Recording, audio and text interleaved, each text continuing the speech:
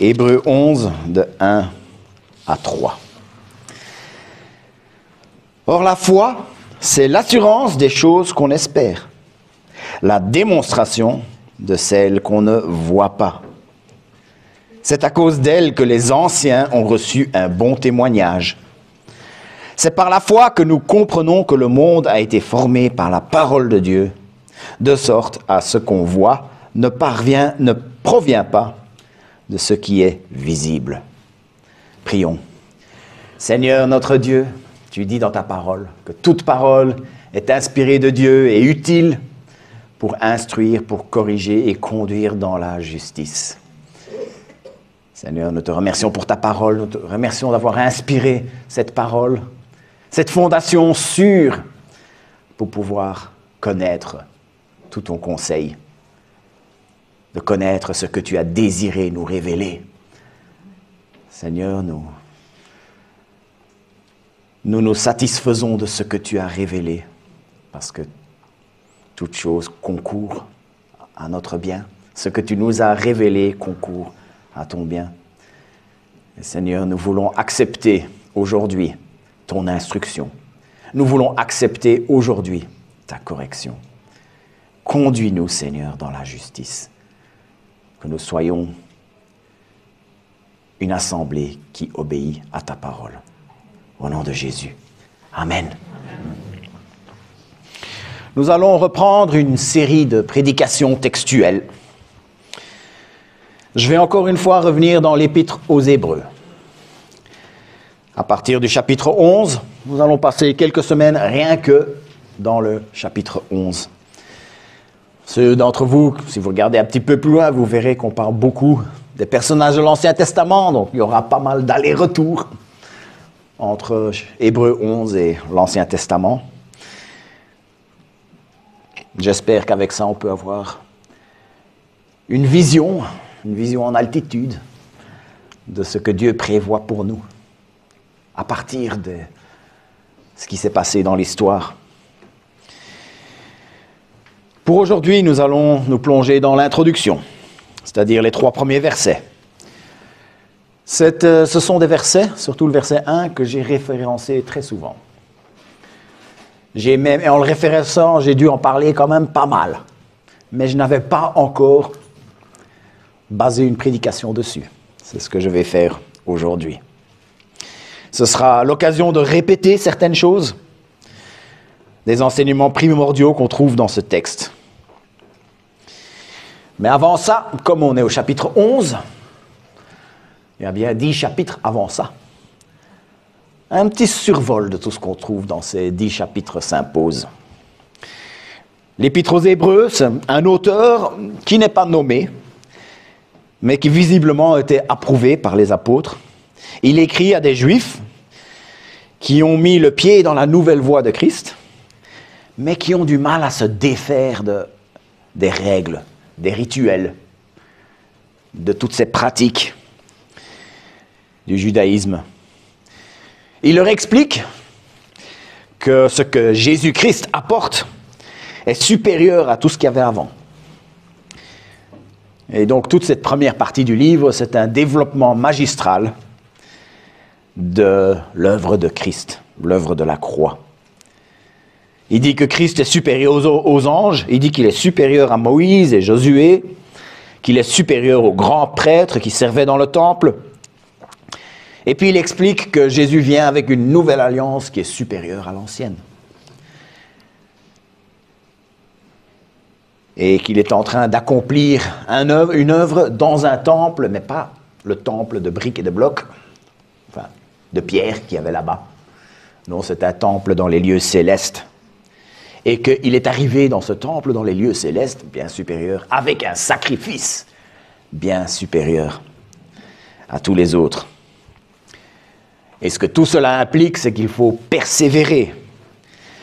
Il ne voulait pas qu'il retombe dans un système basé sur le mérite.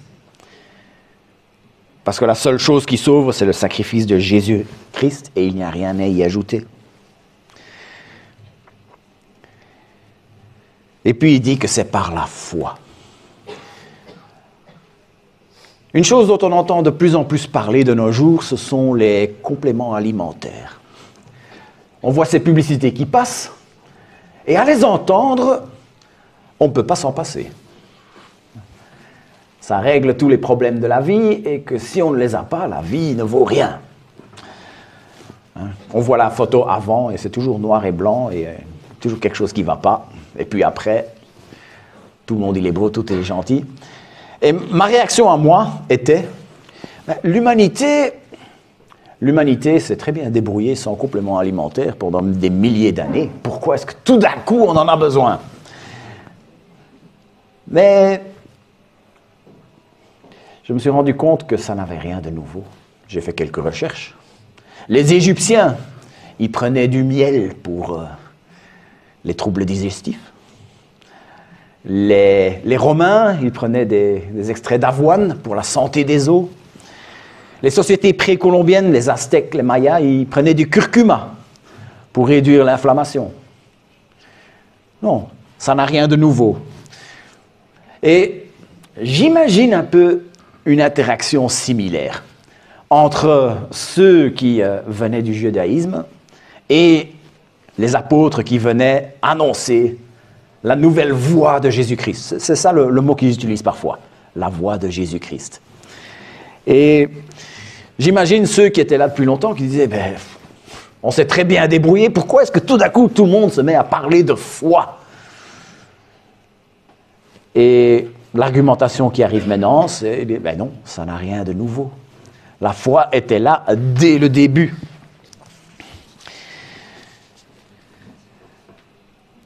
Très rapidement, je pense qu'il est aussi nécessaire de rappeler ce que la foi n'aime pas. Pardon, ce que la foi n'est pas. Je vais définir la foi aujourd'hui, ne vous en faites pas, mais c'est bien d'abord dire ce que ce n'est pas. D'abord, si j'ai la foi, ça ne veut pas dire que je crois à des choses complètement irrationnelles. Il y a cette idée qui existe dans le monde, mais parfois un peu dans l'Église, comme quoi l'existence de Dieu, croire en la Bible, croire en l'Évangile, ce sont des choses pour lesquelles qui ne sont pas vraiment défendables par la raison. Alors, si on veut y croire, il faut avoir la foi. Mais non, ce n'est pas ça. Ce n'est pas ça parce que toutes ces choses sont parfaitement raisonnables. Mais d'y croire, c'est avoir la foi. Ce sont des croyances plus que crédibles. Et puis il y a une deuxième chose que la foi n'est pas. La foi, ce n'est pas un moyen de tordre le bras de Dieu.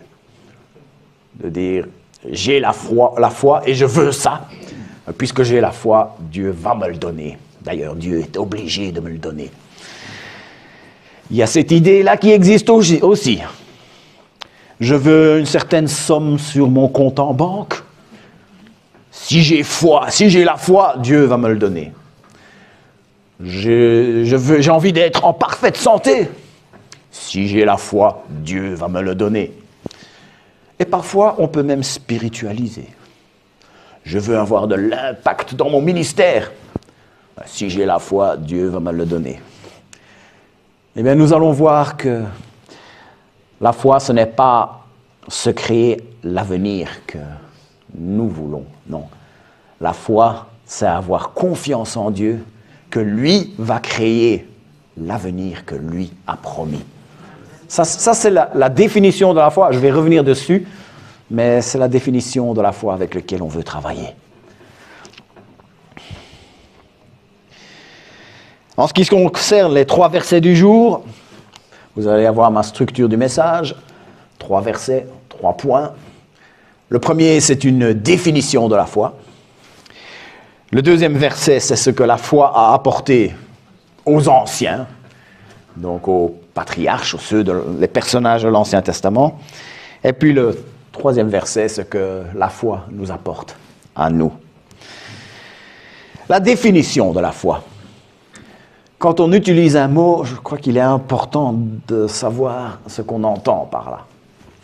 Je me souviens d'une prédication qui n'a pas très bien fonctionné une fois dans le groupe de jeunes chez nous. Il y a un prédicateur américain qui est venu et qui parlait du rock and roll. Alors, quand un Américain... Voilà. Alors pour lui, rock and roll, ben, c'était la musique satanique, la musique qui parlait de sexe, la musique moderne en général. Et pour tous les jeunes du groupe là, ben, quand on parlait rock and roll, c'était Elvis, Buddy Holly, Johnny B. Good. Et ils disent, toutes ces musiques de vieux, je ne les écoute pas, alors ce message ne me concerne pas. Non, il aurait fallu qu'il définisse bien pourquoi il parlait de rock and roll. Eh bien, c'est la même chose. Quand on parle de foi, si je devais... D'ailleurs, je me suis dit, j'ai eu l'idée peut-être de le faire, peut-être qu'on fera des trucs de ce genre, mais d'aller dans la rue et demander, pour toi, c'est quoi la foi?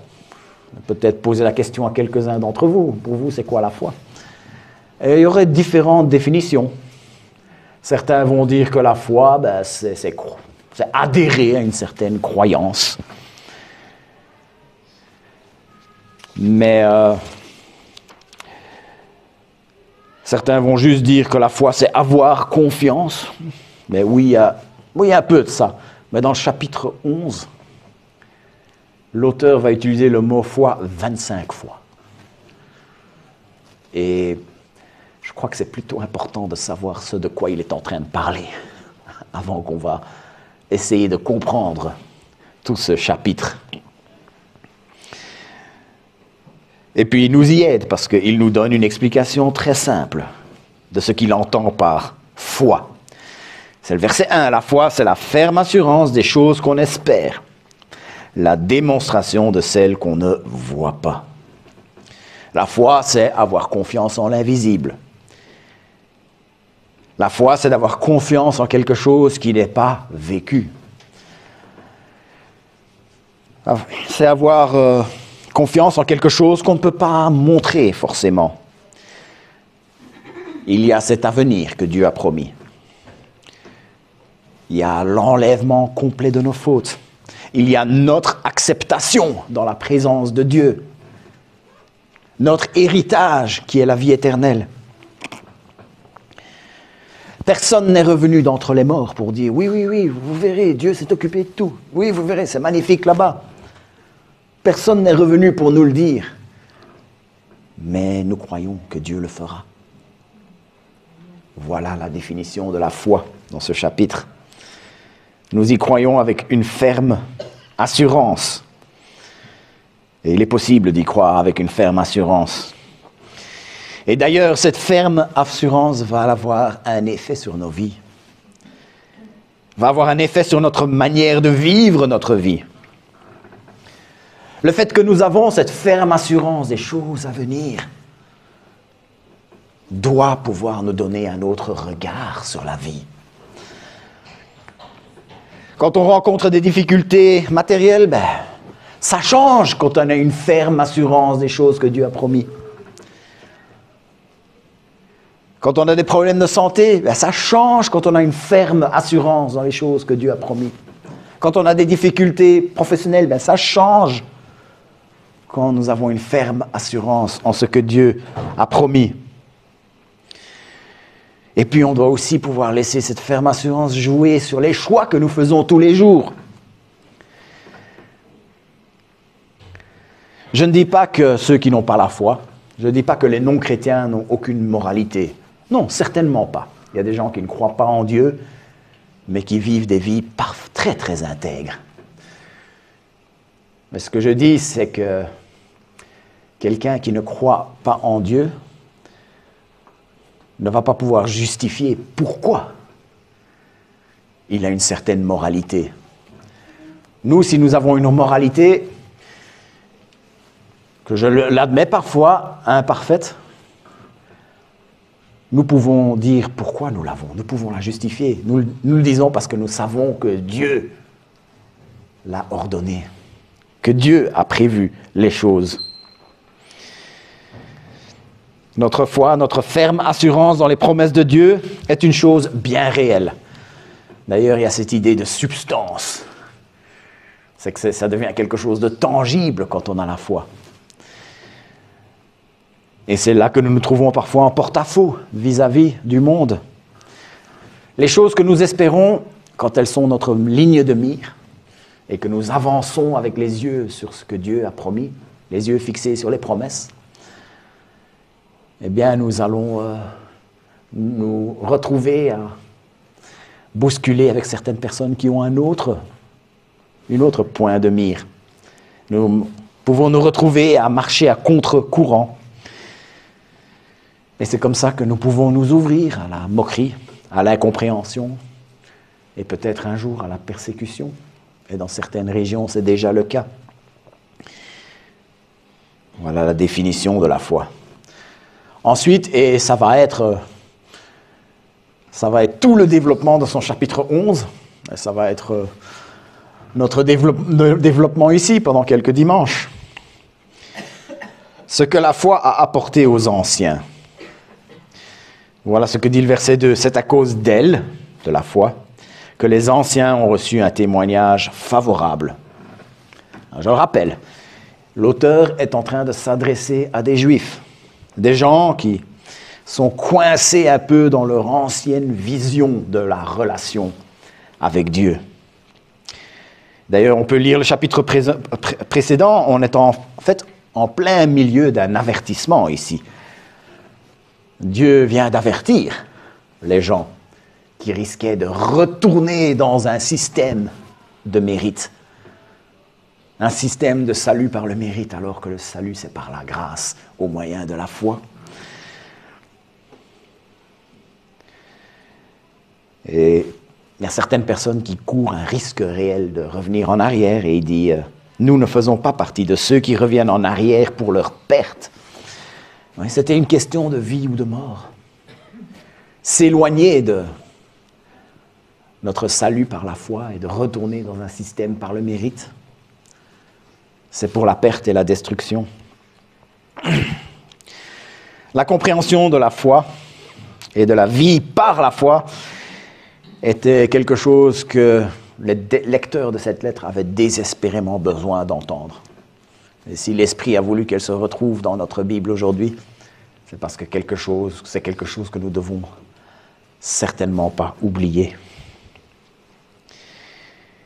Ce message n'est pas un simple bonus.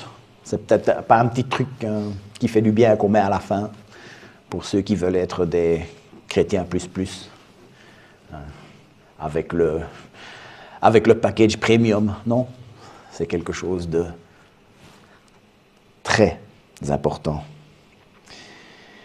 Et pour pouvoir expliquer cela, l'auteur décide de briser le mur en parlant de choses que les gens connaissent.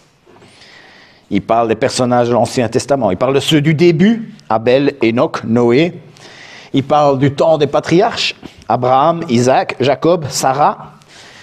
Puis, quand il y avait le clan d'Israël qui est devenu le peuple d'Israël, à ce moment-là, il y a Moïse, Rahab, Gédéon, Barak, Samson, Jephthé. Puis plus tard, le peuple est devenu un royaume, et c'est là où on a David, Samuel et les autres prophètes.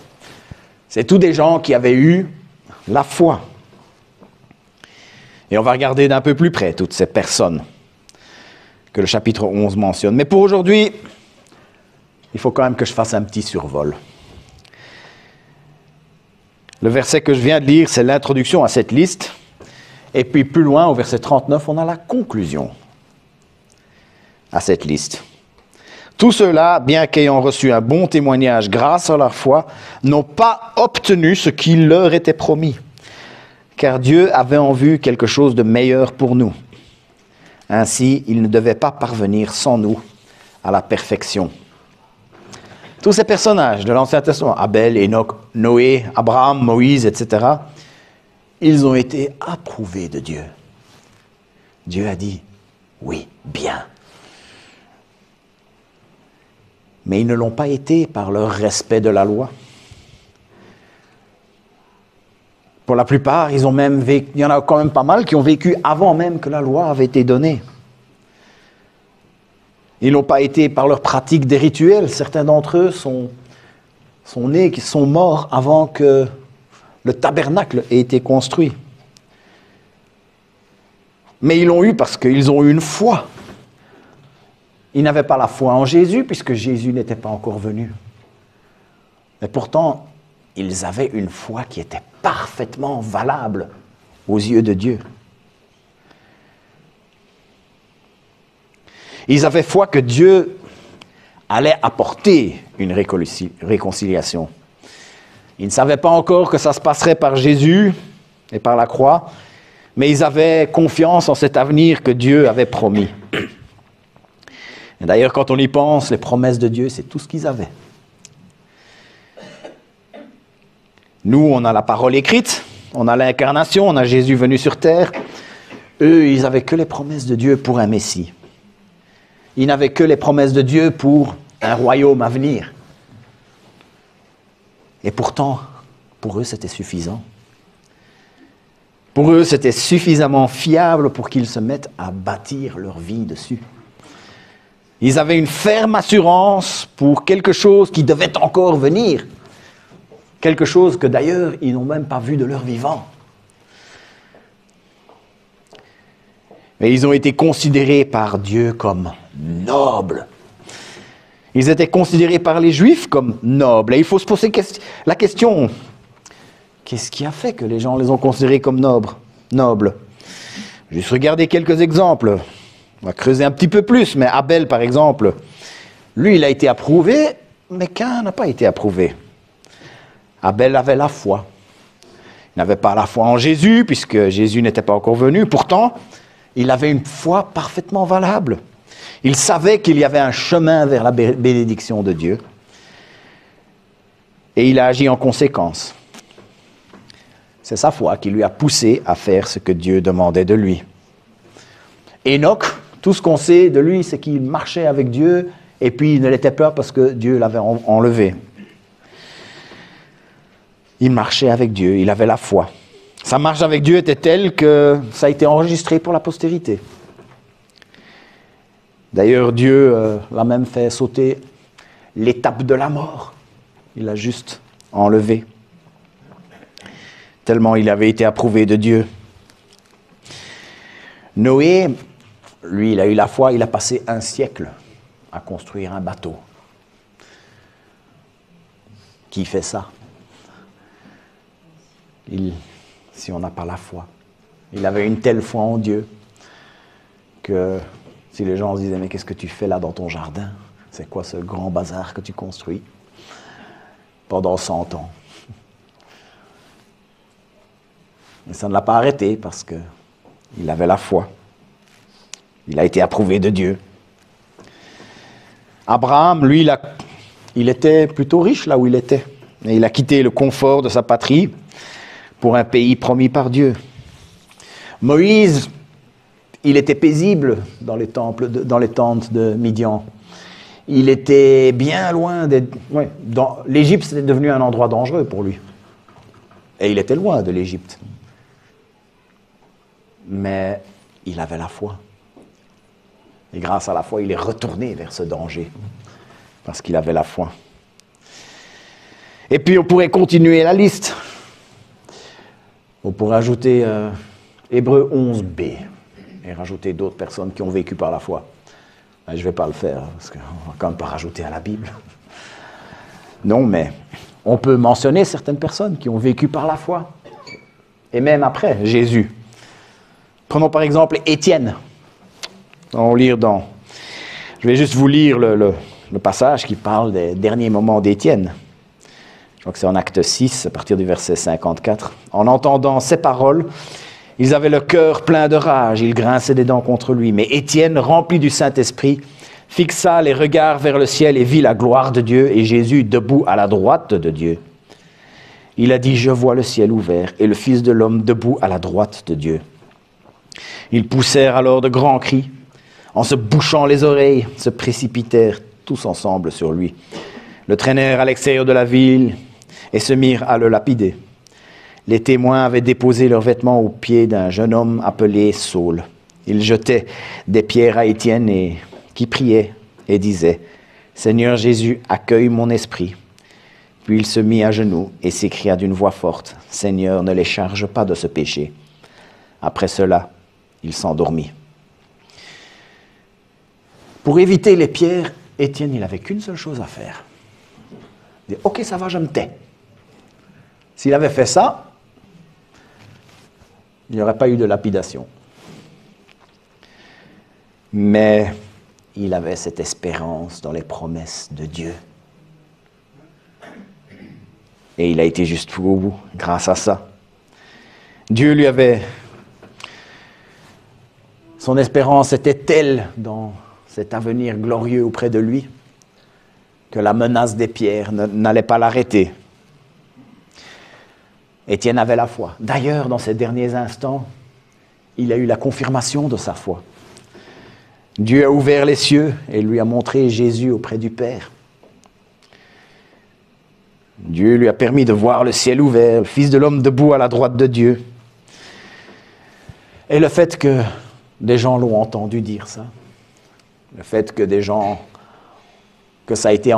l'ont entendu, qu'ils l'ont raconté, que ça a été enregistré par le docteur Luc dans le livre des Actes, a dû être un grand encouragement pour ceux qui vivaient par la foi et qui ont aussi fait face à la persécution, qu'il y avait cet avenir que Dieu promettait. Ils avaient confiance en cet avenir que Dieu a promis. D'ailleurs, on le voit dans le chapitre précédent, verset 34. « En effet, vous avez eu, ici on est de nouveau dans Hébreux, en effet, vous avez eu la compassion pour moi dans ma prison. Vous avez accepté avec joie qu'on prenne vos biens, sachant que vous aviez au ciel des richesses meilleures qui durent toujours. » Les anciens ont été approuvés de Dieu parce qu'ils avaient confiance dans les promesses de Dieu, en cet avenir que Dieu avait promis. Et puis, ce que la foi nous apporte à nous.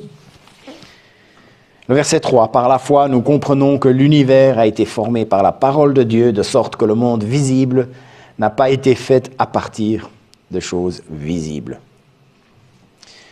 Si je crois que Dieu est créateur de l'univers, c'est parce que Dieu m'a donné la foi.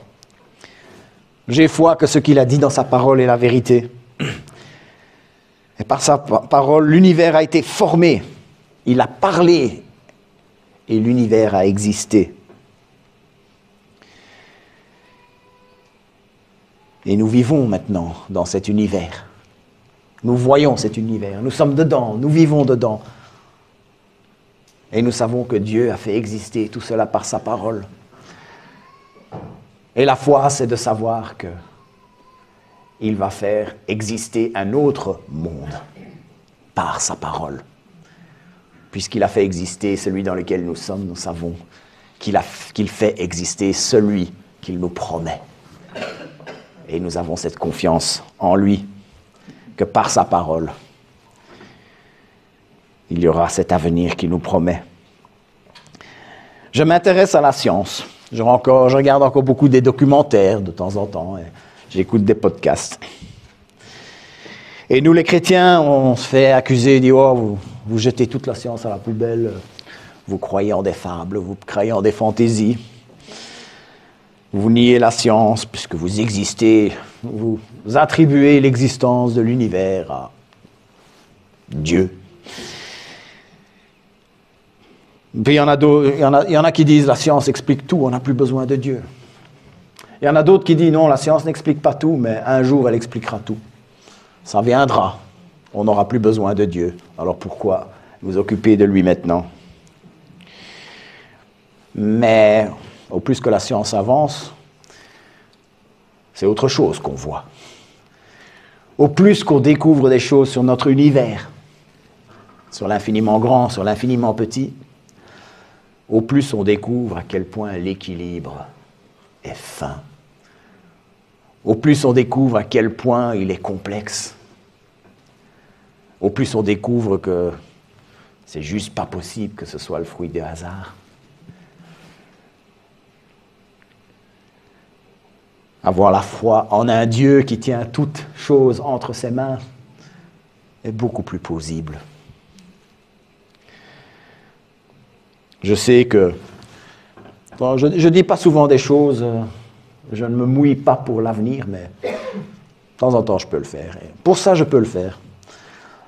Je sais que avec toutes les découvertes scientifiques qui vont arriver avant l'an 2100, allez, 21-25, jamais on va avoir... Tout ce qu'on fera, c'est de continuer à découvrir à quel point les choses sont complexes et à quel point c'est plus crédible de croire en un Dieu qui tient toutes choses entre ses mains.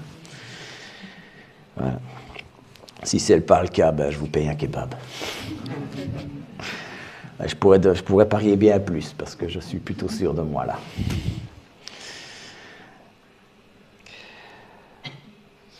Nous savons donc qu'il a créé cet autre monde par la parole.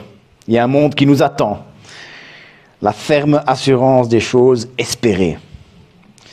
Et la foi, c'est ce qui renforce notre cœur par rapport aux promesses pour les temps à venir. Et quand on a cette constance, on a une ancre pour notre présent. Nous vivons notre vie avec cette pleine assurance. Nous pouvons vivre par la foi. Je vais revenir avec cette notion, vivre par la foi, parce que c'est encore une fois une notion qui est parfois un peu mal comprise. Quand on utilise cette expression « vivre par la foi », on pense aux histoires de gens qui ont décidé de partir au loin sans argent, sans provision, en se disant que Dieu allait tout pourvoir. Et il y a des belles histoires. De temps en temps, il y a des gens, ils n'ont jamais manqué de rien. Évidemment, les histoires que l'on raconte, c'est celles où les gens n'ont jamais manqué de rien. On ne nous raconte pas les histoires des gens où ils ont manqué de beaucoup. Je ne dis pas que c'est impossible. Dieu peut parfois envoyer un ouvrier dans la maçon de cette manière-là, mais ce n'est pas la seule manière. Certains de mes confrères plus âgés me racontent comment, quand ils ont démarré, les gens venaient leur dire « tu n'as pas besoin de travailler, tu n'as pas besoin d'un salaire. Tu dois vivre par la foi. »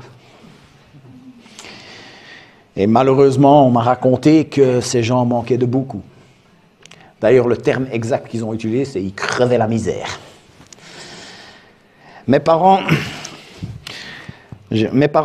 étaient missionnaires. Donc il y avait un peu dans le milieu de mon enfance, il y avait un peu ces discussions qui avaient lieu, vivre par la foi, avoir besoin d'argent, etc. Et il y avait un peu cette mentalité. Mais ils ont fini par prendre un virage. C'était une mission qui a démarré avec 3 gamins de 19 ans dans une camionnette. Donc l'année suivante, ils étaient un peu plus, l'année suivante encore un peu plus, et maintenant ils sont 6000 dans une 50aine de pays différents.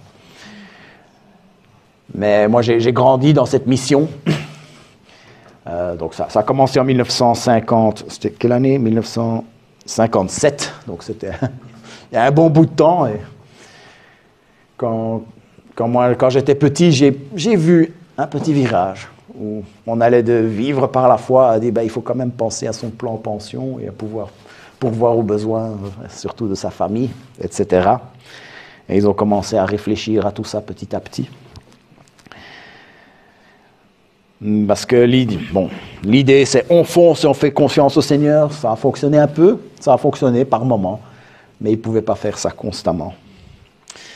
Ce que je veux dire en racontant ça, c'est que vivre par la foi, il ne faut pas réduire ça à juste on fonce et puis on fait confiance au Seigneur. Non. Surtout pas on fonce et on ne fait pas attention aux conséquences. Non. Vivre par la foi. Avant tout, c'est vivre en sachant que Dieu accomplira ses promesses. Surtout qu'il accomplira la plus grande promesse de toutes,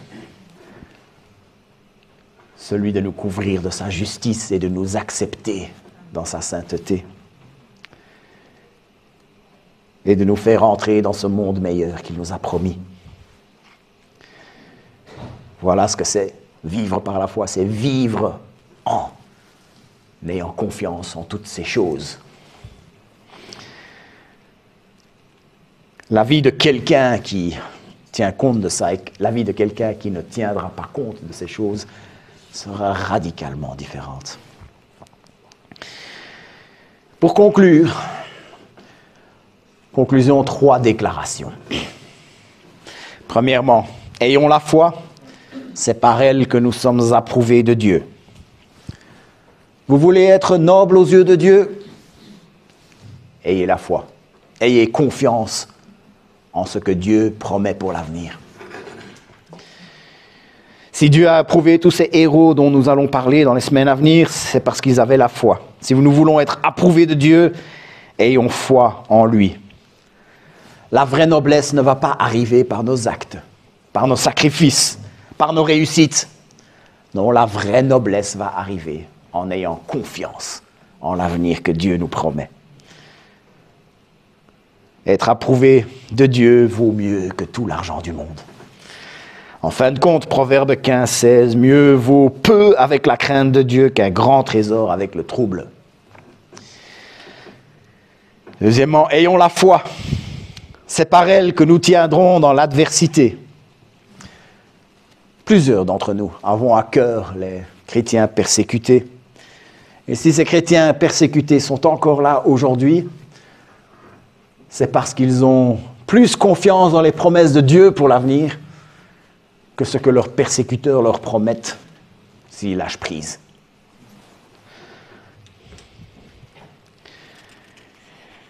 Dieu nous fait grâce de vraiment avoir très peu de pression de la part du monde, mais ça ne nous exempte pas du devoir de réaliser notre ferme assurance que Dieu tiendra ses promesses. Il faut le savoir, il faut le croire, et il faut baser nos vies sur ces espérances. Sachons-le, même si nous souffrons aujourd'hui, si nous ne souffrons pas aujourd'hui, ou même si nous souffrons aujourd'hui, les bénédictions de Dieu arrivent. Troisièmement, ayons la foi, c'est par elle que nous ferons ce que Dieu demande. Que ce soit le choix d'une carrière, le choix d'un conjoint, ou tout simplement le choix de donner un petit coup de main à quelqu'un cette semaine.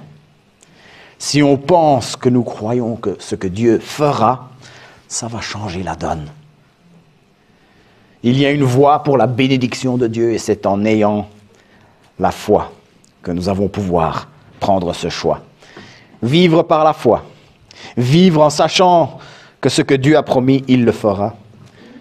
Nous le savons parce que celui qui a fait ses promesses est parfaitement fidèle.